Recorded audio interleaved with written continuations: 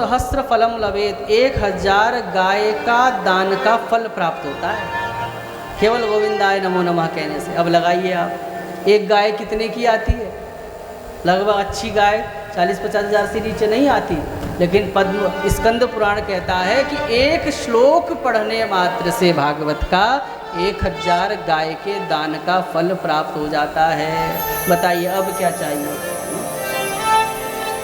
कि वैष्णवानां तु शास्त्राणि येर्चयन्ति गृहे नराः सर्वपाप विनिर्मुक्ता भवन्ति सुरवंदिताः।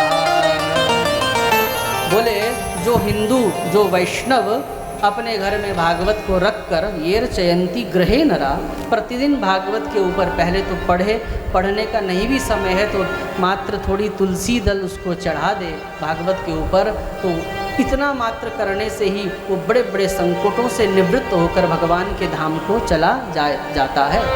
और सुरवंदिता, वो देवताओं के द्वारा भी पूजनीय बन जाता है। हा? और पितरों के लिए तो मानो ये अमृत तुल्य सुख प्रदान करने वाला है। यावद्दिनानि हे पुत्र शास्त्रं भागवतं गृहे तावत् पिबन्ति पितरः क्षीरं सर्पिर्मधुदकम्। जिस कृषि गृहस्थ के यहाँ पर कभी भी भागवत का आयोजन हुआ है तो उस भागवत के आयोजन के बल पर पितृलोक में उसके जो पितर हैं उनको क्षीरम सर्पिर मधुदकम, वहाँ पर पितरों को जो अति प्रिय है क्या?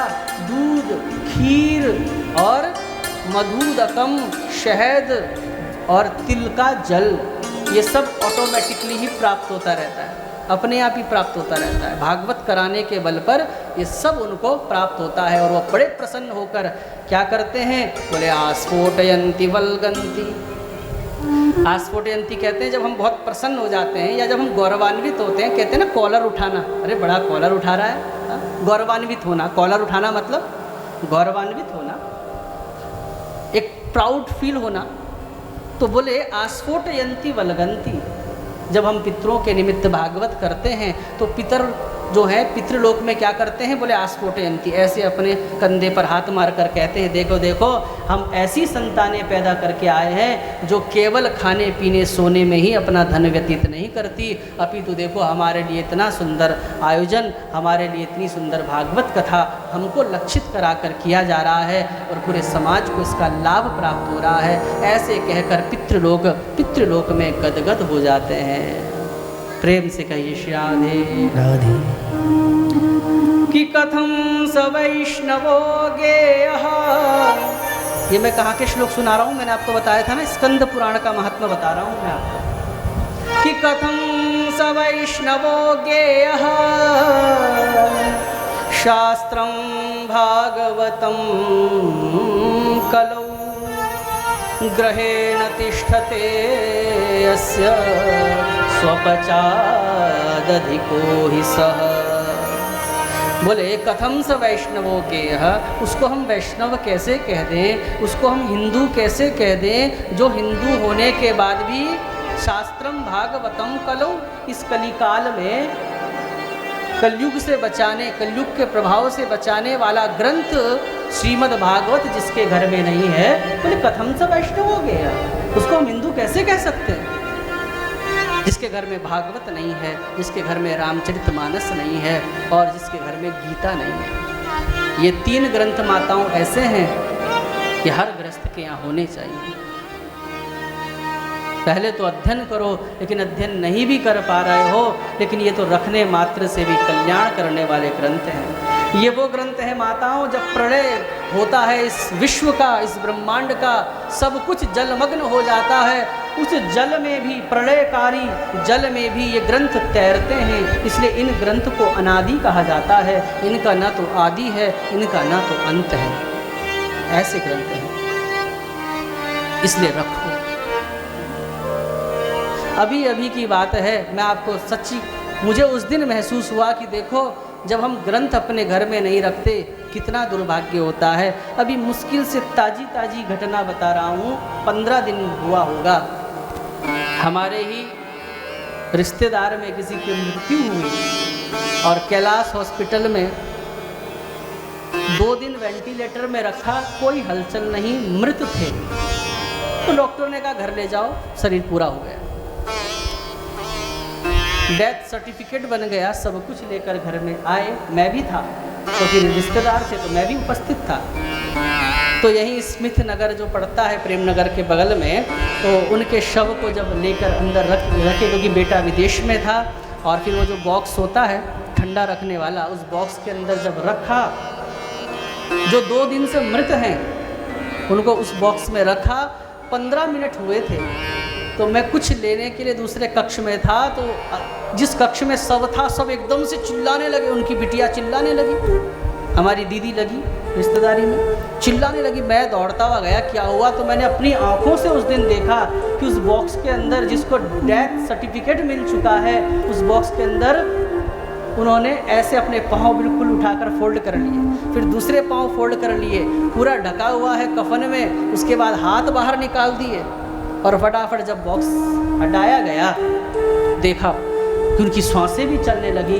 तुरंत फिर तुलसी जल, गंगा जल उनके मुख में डाला गया और तब मैंने कहा गीता लाओ, गीता लाओ। सब परिवार पूजा के थान में गीता ढूंढने लगा और उस उनके पूजा के कक्ष में पूरा सारे थैले ढूंढ डाले। एक श्रीमद् भगवत गीता जैसा ग्रंथ जो घर घर में होना चाहिए, वो ग्रंथ उनके पास नहीं था। वो केवल मुश्किल से 5 मिनट के लिए जीवित हुए थे और अगर उस समय उनको गीता का कुछ अध्याय सुना देता तो इस दास को भी अच्छा लगता। और शास्त्र में लिखा है अंत काले च मामे व स्मरण मुक्त्वा कलेवरम। भगवान नारायण कहते हैं अंतिम समय में मेरा स्मरण, मेरा चिंतन अथवा भगवत गीता सुनते हुए जो प्राण का त्याग करता है, वो चाहे कितना भी पापात्मा क्यों ना हो, वो सीधा मेरे चरणों में वैकुंठ में वास करता है। लेकिन वंचित रह गए उन अध्यायों को सुनने से। तो उस दिन मुझे लगा कि देखो ग्रंथ घर में कितना आवश्यक है। लेकिन फिर संतुष्टि बस ये हुई कि चलो जब 5 मिनट के लिए श्वास आई तो उनके मुंह में गंगा जल पड़ गया, क्योंकि गंगा मैया भी व्यक्ति के उद्धार के लिए पर्याप्त है।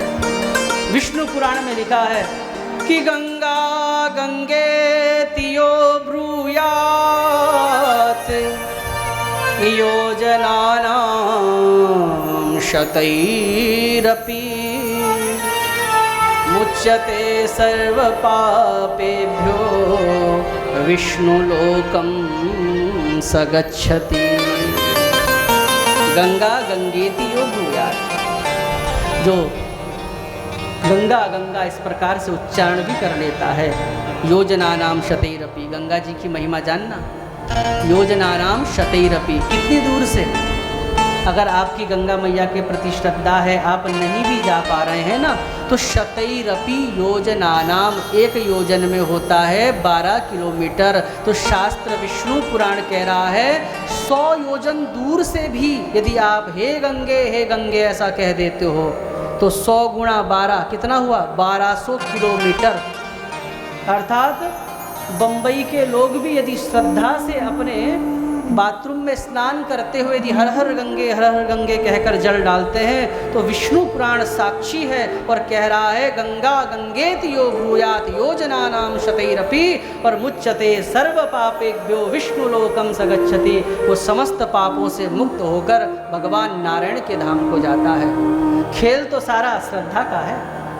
मानो तो मैं गंगा माहूँ, न मानो तो बहता पानी। योजना नाम शतैरपि। तो ये संतुष्टि हुई कि चलो उनके मुंह में गंगा जल पड़ा है। इसलिए आपका घर कभी भी ऐसा दिन ना हो आपके घर में कि आपके घर में गंगा जल ना हो, आपके घर में श्रीमद् भगवत गीता ना हो और आपके घर में तुलसी ना हो। गंगा जल, गीता और तुलसी ये घर में न होना, यही आपके सबसे बड़े अपशगुन की निशानी है। यदि आपके घर में गंगा जल नहीं है, तुलसी नहीं है, पौधा नहीं है, और आपके घर में गीता नहीं है तो सोच लेना कि यही अपशगुन की निशानी है, यही हमारे घर में आने वाली सबसे बड़ी विपत्ति की निशानी है। ये जरूर होनी चाहिए। इसलिए माताओं मैं तो कहता हूँ, इसीलिए तो कहते हैं कि तुलसी की माला पहनो, शंकर जी के भक्त हो तो रुद्राक्ष पहनो। क्यों? क्योंकि मृत्यु इतनी भयावह है। एक बात बताऊं, बिना भगवान की इच्छा के अच्छी मृत्यु भी नसीब नहीं होती। हम सोचते हैं कि केवल जीना ही कठिन है, अरे मरना भी कोई आसान नहीं होता। मृत्यु के कैसे कैसे रूप देखने को मिलते हैं। और ताजी ताजी घटना कोरोना काल ने सबको दिखा दिया कि किसी को शमशान घाट नसीब नहीं हुआ, किसी को अपने पुत्रों का सानिध्य नसीब नहीं हुआ। और कई लोगों को तो पुलिस वालों ने क्या करते, उनके पास भी इतना दायित्व था, पुलिस वालों ने फिर मजबूरी में फिर उनको सड़क के किनारे जो प्लास्टिक की पन्नियाँ कूड़े का ढेर था ना, उसमें भी सब जलते हुए देखे। और इस समय ने ये भी दिखा दिया कि जो कहा जाता है शास्त्रों में कि जो रिश्ते होते हैं उनका आधार सिर्फ धन होता है। जिस दिन धन समाप्त हो जाए रिश्ते बिगड़ जाते हैं, घर टूट जाता है, चाहे पति पत्नी का हो, चाहे पिता पुत्र का हो। जिस दिन पिता रिटायर हो जाता है उस दिन उसको घर में वो सम्मान नहीं मिलता जितना जब वो नौकरी करता था तब मिलता था। सम्मान का मतलब ये नहीं कि खूब उनकी पूजा, आप अगर थोड़ा थोड़ा समझें, सम्मान का मतलब कि अब जब पिताजी जब नौकरी करते हैं तो फिर बहू भी कहती है कि अरे पिताजी नाश्ता कर लीजिए, आपने ड्यूटी जाना है, ये आपके कपड़े हैं, आदि आदि। लेकिन जब सेवानिवृत्त हो जाते हैं तो फिर पति साहब को नाश्ता खिलाया, पिताजी ने कहा मेरे लिए क्यों नहीं लाए? बोले आपने तो घर में ही रहना है, इनको तो ड्यूटी जाना है, पहले इनको करने दीजिए।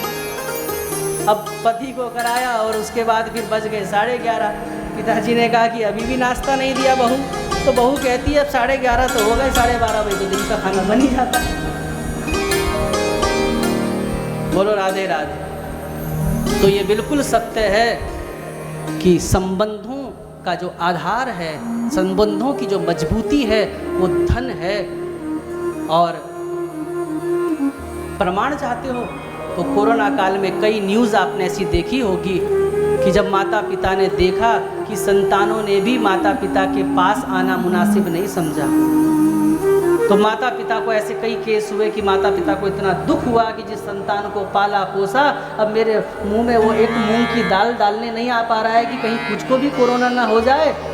तो ऐसे कई माता पिता ने अपनी संपत्ति को एनजीओ को दान कर दिया और एनजीओ को दान किया। और जब पिताजी की मृत्यु हुई, संतान को फ़ोन करके बताया पिताजी की मृत्यु हो गई है, आ जाइए दर्शन करने के लिए। और जब वो दर्शन करने के लिए आए और जब उनको बताया गया कि पिताजी ने सारी जो संपत्ति थी डोनेट कर दी एनजीओ को, तो संतानें ये कहकर अपने माता पिता के शव को छोड़कर चली गई हैं कि जिस एनजीओ को दान की अंतिम संस्कार भी वो करे, हम क्यों करें।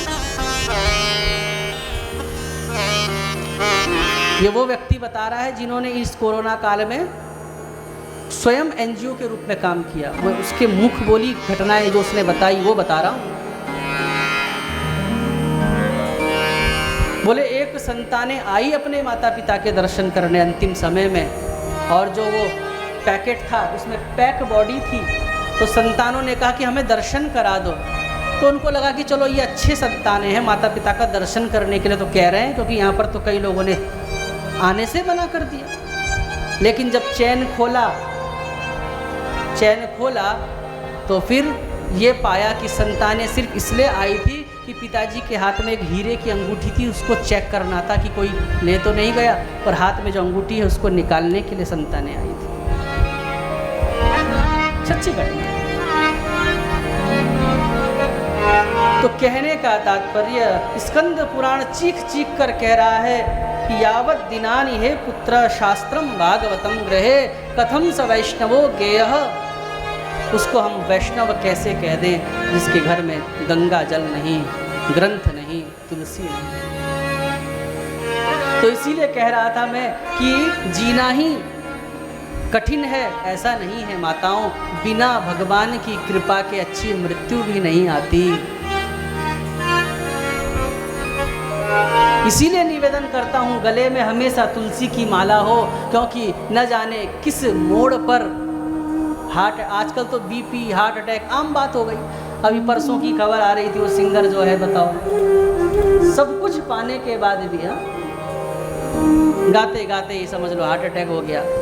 आम बात है, न जाने किस मोड़ पर किस चौराहे पर हमारा शरीर का साथ हमारे प्राण छोड़ दे, कुछ पता नहीं कि ऐसी स्थिति भी आएगी कि नहीं, कि हमारे मुंह में गंगा जल तुलसी का पानी भी पड़ेगा कि नहीं। इसलिए अगर आपके गले में तुलसी की माला है तो कम से कम ये संतुष्टि तो रहेगी, मृत्यु चाहे कैसी भी हो, मेरे गले में तुलसी की माला तो कम से कम थी। बच्चों ने गंगा जल नहीं डाला तो क्या हुआ। जैसे कि पत्नी का मंगलसूत्र ये निशानी होती है कि वो स्त्री किसी को समर्पित हो चुकी है, समर्पण की निशानी उसका मंगलसूत्र होता है, वैसे ही हम भगवान के हो चुके हैं, उसी का सूचक होता है गले में कंठी, गले में रुद्राक्ष अवश्य धारण करें। माथे पर भगवान को प्रातःकाल लगाया हुआ टीका अपने माथे पर जरूर लगाएं। बार बार कह रहा हूं, आपके अमंगलों का हरण होगा।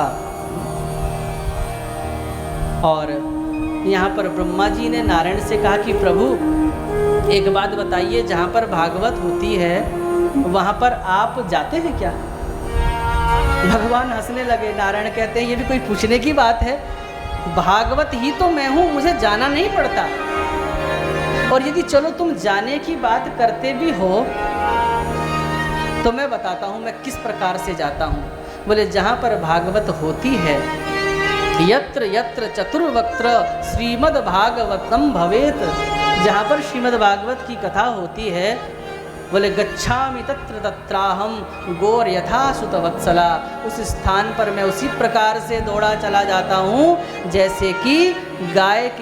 जैसे कि ब्याई हुई जो गाय होती है, वो सायंकाल के समय जब वन में चर के आती है तो ग्वाला कितना भी प्रयास उसको गौशाला में जाने से रोकने का करे, लेकिन वो गाय रुकने वाली नहीं, वो सीधा जाकर अपने बछड़े के सामने जाकर खड़ी हो जाती है। तो भगवान ने उदाहरण कितना अच्छा दिया कि जहाँ पर हे ब्रह्मा, हे चतुर्वक्त्र, जहाँ पर श्रीमद् भागवतम भवेत, भागवत की कथा होती है, मैं तत्र तत्र गच्छामि, वहाँ जाता हूँ। तो ब्रह्मा जी ने पूछ लिया, जाते तो हो, मुझे पता है जहाँ भागवत होती है, लेकिन जाना भी तो कई प्रकार का होता है, आप किस प्रकार से जाते हो?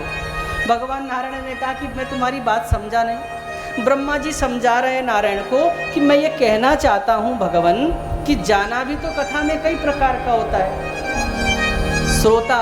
एक श्रोता वो है जो 3 बजे कथा शुरू होने वाली है तो 15 मिनट आकर पहले बैठ जाता है कि कहीं कुछ भी जरा सा छूट ना जावे, मैं तो शुरू से शाम तक सुनूंगा, कुछ भी छूटना नहीं चाहिए। कथा के प्रति बड़ी प्रबल जिज्ञासा होती है उसकी, तो वो भी कथा में आता है। एक व्यक्ति वो भी होता है, कथा में आते तो हैं लेकिन सोचते हैं कि 6 बजे तक कौन बैठेगा, इसलिए हम तो 5 बजे के आसपास जाएंगे, जिससे कि 1 ही घंटा बैठना पड़े। शुक्ला जी भी खुश हो जाएंगे कि चलो थोड़ा सा एहसान करने भी आ गए, हमारा भी काम बच जाएगा। ऐसे भी श्रोता होते हैं। और एक श्रोता वो भी होते हैं कि आज तो पहला ही दिन है कथा का, दूसरे दिन चले जाएंगे। अब दूसरे दिन भी फिर कहीं काम निकल आए, चौथे दिन चले जाएंगे, कृष्ण जन्म के दिन।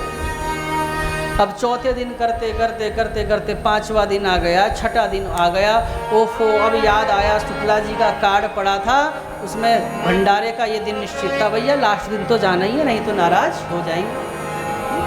थोड़ा सा एहसान तो हम भी कर ही देते हैं आज भंडारे के दिन जाके।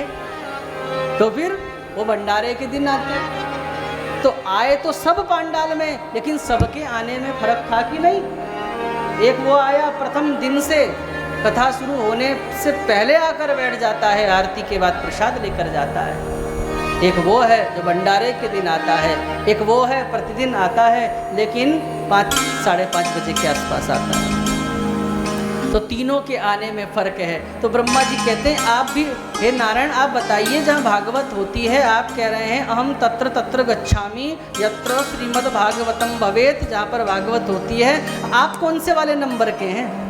नारायण से पूछ रहे हैं। आप भंडारे वाले दिन जाते हैं क्या, या पहले ही दिन से आके बैठ जाते हैं? तो भगवान नारायण जानते हैं क्या कह रहे हैं? भगवान नारायण कह रहे हैं जिस दिन से कथा शुभारंभ होती है मैं उस दिन जाता हूँ, ऐसा भी नहीं है। जिस दिन से यजमान परिवार कथा की तैयारियां करता है, पांडाल जब लगने लगता है, भगवान कहते हैं मैं तभी उस स्थान पर आकर कब्जा जमा लेता हूँ। शुश्रूषुभिस् तत्क्षणात्, उसी समय भगवान आ जाते हैं जब भागवत की तैयारी चल रही होती है। और गच्छामि तत्र तत्राहम गौर यथा सुतवत्सला। गाय जब प्रातः काल वन में जाती है तो उसकी चाल बड़ी मंद होती है, क्योंकि बछड़े से बिछो हो रहा है। लेकिन सायं काल में जब गोधूली बेला में वो आती है तो उसकी चाल में तीव्रता होती है, क्योंकि बछड़े से मिलना है और भागती हुई आती है। तो भगवान कहते हैं बस जैसी वो गाय अपने बछड़े से मिलने के लिए भागती है, वैसे ही मैं नारायण रूपी गाय अपने भागवत रूपी बछड़े से मिलने के लिए वहां पर दौड़ा चला जाता हूँ। तो इससे एक बात समझ लेनी चाहिए कि नारायण है गाय और भागवत है, बोलो, भागवत है बछड़ा।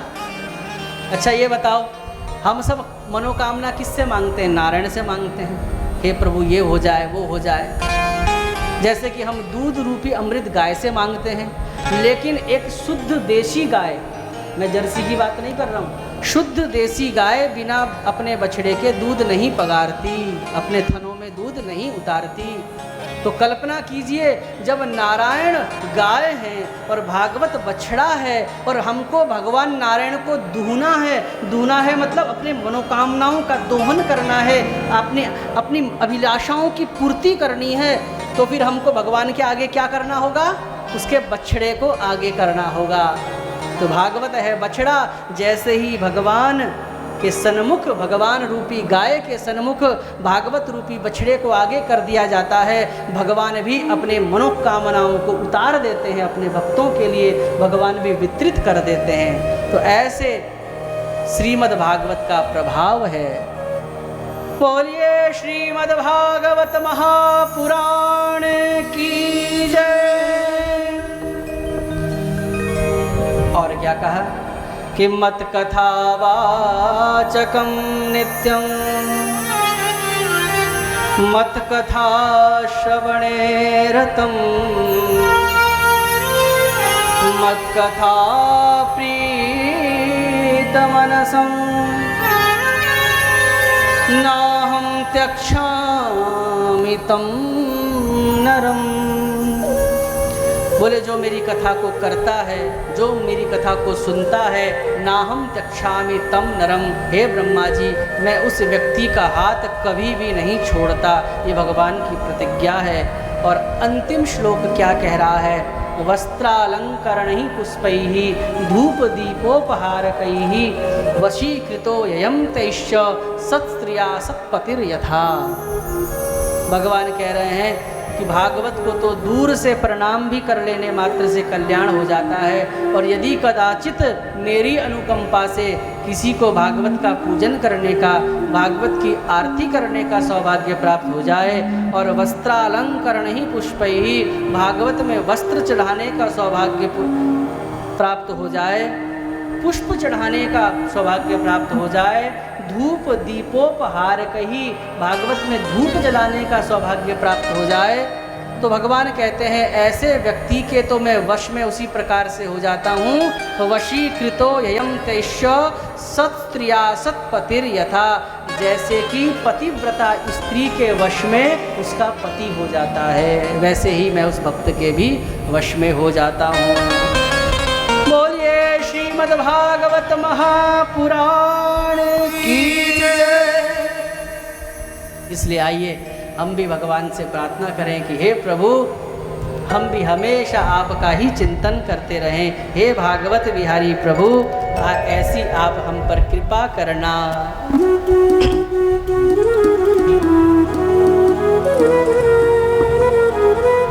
हर श्वास में हो